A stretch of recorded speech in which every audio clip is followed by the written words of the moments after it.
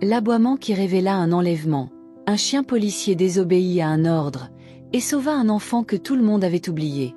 L'aéroport Adolfo Suárez commençait la journée comme d'habitude. Des familles couraient avec leurs valises à moitié fermées. Des touristes erraient comme des zombies après des vols interminables. Des hommes d'affaires aux écouteurs sur les oreilles ne regardaient personne. Tout semblait normal, jusqu'à ce qu'un détail vienne briser cette routine.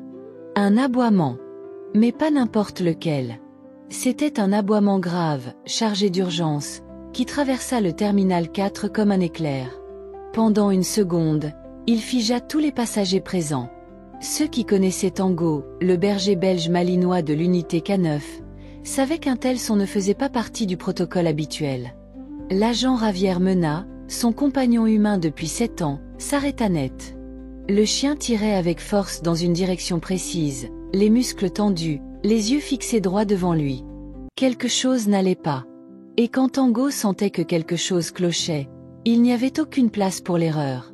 « Qu'est-ce que tu vois, mon garçon ?» murmura Mena, tandis que ses pas suivaient les mouvements du chien. « Avant de commencer cette histoire, assurez-vous de vous abonner, d'activer la cloche de notification et de l'aimer pour en savoir plus. Que Dieu vous bénisse. » Devant eux marchait un homme en costume sombre, les cheveux impeccablement coiffés, lunettes discrètes et sourire bien rodé. À ses côtés, un petit garçon d'environ 5 ans, aux cheveux châtain clair et aux yeux grands ouverts et silencieux. Il portait un t-shirt orné de dessins animés et serrait dans sa main un peluche en forme d'oiseau comme si c'était la seule chose qui le rattachait à ce monde. « Bonjour monsieur, dit Javier en s'approchant. Pourriez-vous vous arrêter un instant ?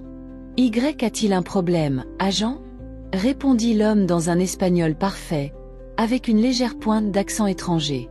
Je suis Daniel Blake, citoyen américain. Nous voyageons vers Bruxelles, mon fils adoptif et moi. Tout est en règle. Il présenta les passeports avant même qu'on les lui demande. Les visas étaient en ordre.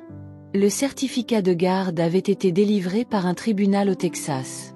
L'enfant était inscrit sous le nom de Noah Blake. Tout semblait correct. Mais quelque chose clochait. L'enfant ne parlait pas, ne souriait pas, ne répondait même pas lorsque l'une des agents s'accroupit pour lui poser une question amicale. Ses yeux, vides. Son visage, éteint. Ce n'était pas de la timidité. C'était autre chose. Il vient de vivre un traumatisme, interrompit calmement l'homme. J'aimerais autant qu'il ne soit pas dérangé. Javier sentit un nœud se former dans son estomac. Sur le plan légal, tout concordait. Mais Tango ne détectait pas les papiers. Il détectait quelque chose de plus profond. Tension, peur, mensonge. Par mesure de sécurité, nous devons vous demander de nous suivre pour un contrôle plus privé, dit Javier en gardant son calme. L'homme acquiesça sans résistance. Il prit l'enfant par la main et le guida dans un couloir latéral menant à la salle de contrôle secondaire. Mais pendant qu'il marchait, Javier remarqua quelque chose qui fit dresser les poils sur sa nuque. L'homme ne regardait jamais l'enfant. Pas une seule fois. Pas comme un père. Pas comme quelqu'un qui prend soin de lui. Il le traînait comme un bagage de plus. Pendant ce temps, le système commençait à traiter les données demandées par radio par Javier. Vérification biométrique, base de données européenne, alerte rouge en cas d'incohérence. Tango resta planté devant la porte de la salle, immobile. En attente. Aux aguets. 5 minutes passèrent. Puis 10.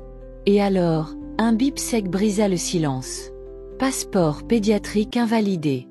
Vrai nom, Elias Moreau. Nationalité, française. Déclaré disparu depuis 73 jours. Javier ferma les yeux une seconde. Tango ne s'était pas trompé. Il ne le faisait jamais. Et cette fois encore, non plus. L'homme restait assis dans la salle d'interrogatoire, comme si rien ne s'était produit. Daniel Blake ne transpirait pas, ne bégayait pas, ni même ne cherchait à convaincre qui que ce soit. Il regardait simplement sa montre, comme s'il ne s'agissait que d'un simple malentendu administratif qui serait vite résolu.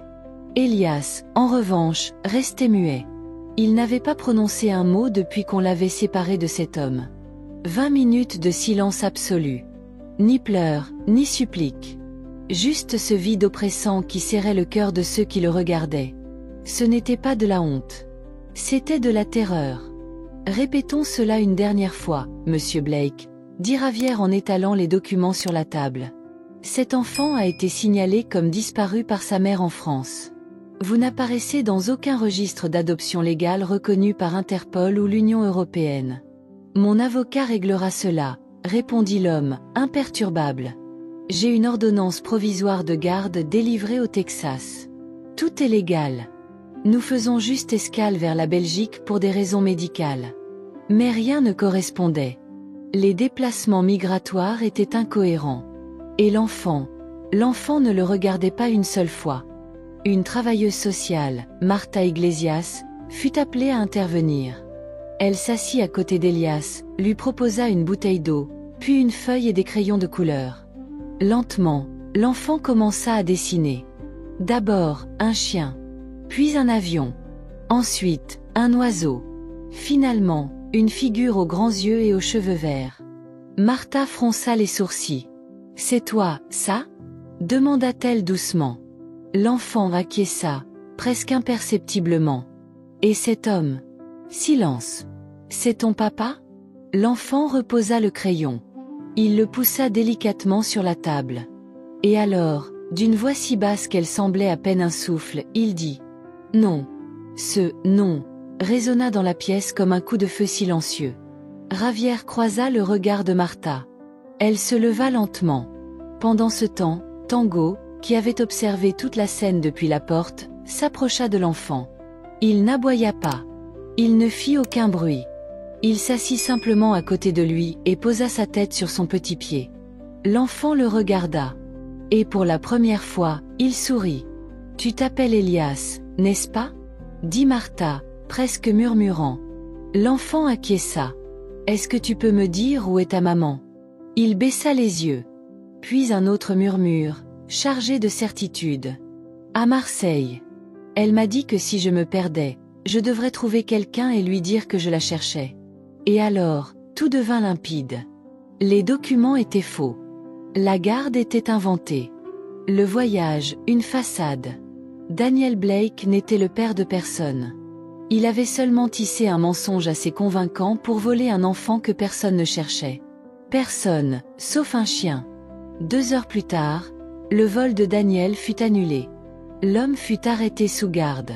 Cette fois, il n'avait plus cette contenance inébranlable. Ses lèvres étaient serrées.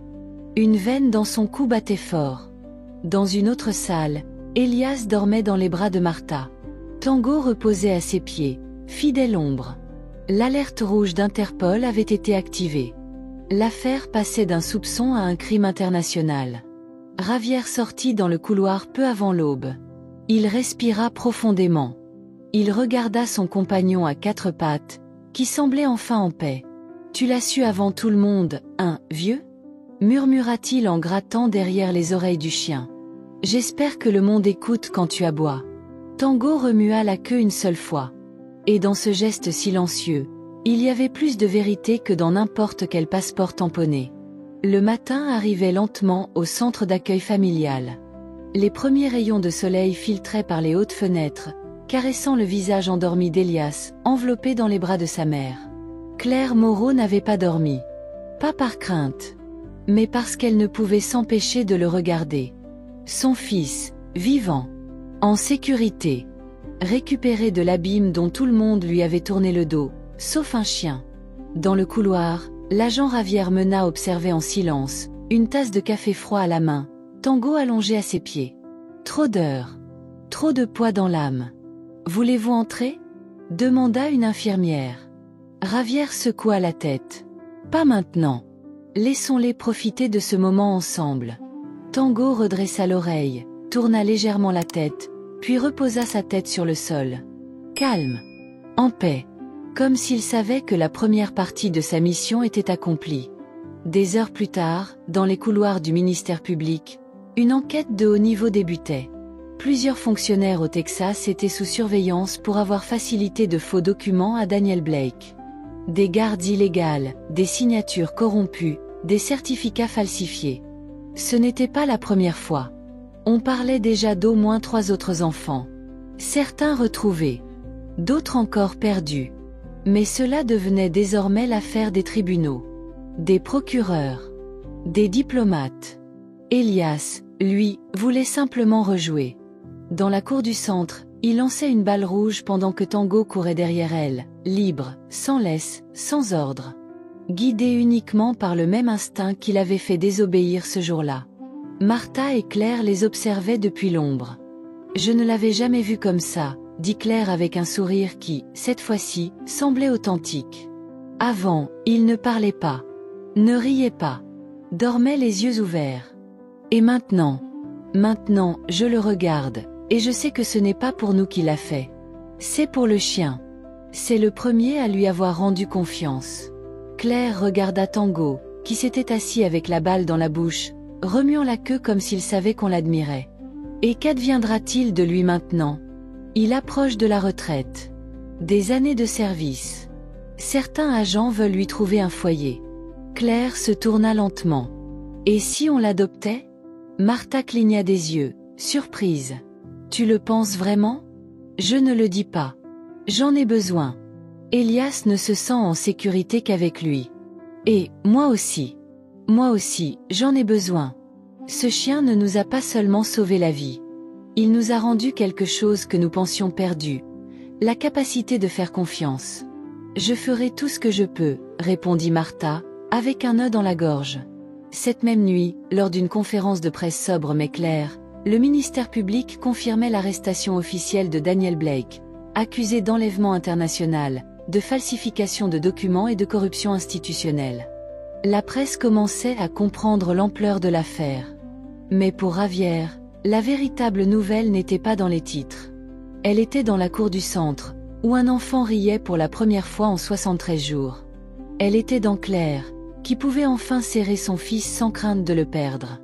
Et elle était dans Tango, qui dormait au soleil, les yeux clos et le cœur tranquille. Cette nuit-là, Javier resta seul un moment avec lui. Il lui caressa le flanc avec douceur et murmura. « Parfois, respecter le protocole ne suffit pas. N'est-ce pas, ami ?» Tango ne répondit pas. Il remua simplement la queue. Car il savait mieux que personne qu'il y a des ombres que seul le courage peut dissiper. Que certains gestes n'ont pas besoin de mots. Et que parfois, désobéir, c'est faire ce qui est juste.